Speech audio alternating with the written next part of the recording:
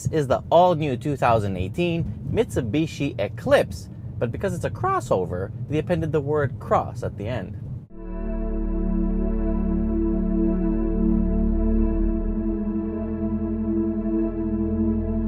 So it is the Mitsubishi Eclipse Cross. No matter which model you pick, you're going to be getting the 1.5-liter turbo engine that's made it a CVT gearbox, and you're going to be getting the super all-wheel drive control thing from Mitsubishi. Prices start at $27,798, but for this top GT trim, you'll need $35,998, which makes it quite pricey.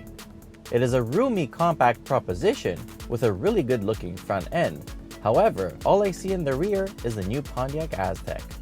Inside, it is simple, functional, and very well put together. Nothing fancy, but nice nevertheless. The infotainment system works really well and comes with a Lexus-style trackpad. Feature-wise, this top-of-the-line GT model comes loaded, but a few things that really stand out are the leather seats, heads-up display, adaptive cruise control, heated steering wheel, heated rear seats, and a Rockford Fosgate sound system that packs an incredible punch.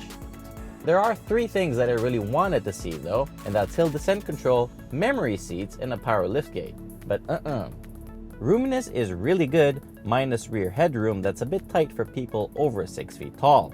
A very important feature in terms of practicality are the rear sliding seats. Push them all the way forward and the trunk can become an impressive 626 liters. Under the hood, the 1.5-liter turbo engine makes 152 horsepower and 184 pound-feet of torque, and it's made it a pretty good CVT gearbox, and in a word, it's all adequate for your daily commute. Despite having a CVT, this thing actually sounds great. All you need to do is drive super slowly and crank up the stereo.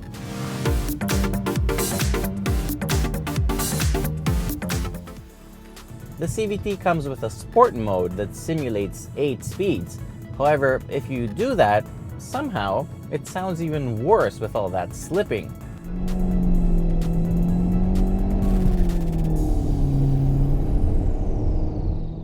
So, never mind, you don't need that.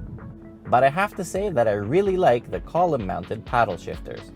Performance is not the strongest point.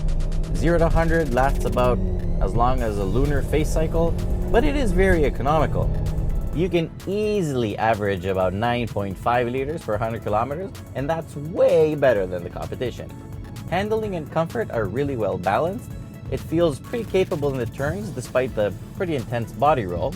However, over bumps, it is also very comfortable. The steering feels good and so do the brakes, and overall it's a very smooth ride and very nice to drive. It is really difficult to totally stand out of the crowd, and let's face it, this segment is really crowded. However, Mitsubishi has magically made a very likable crossover, and I like it. It is slightly pricey, and for that reason, I will give it a 7.5 out of 10.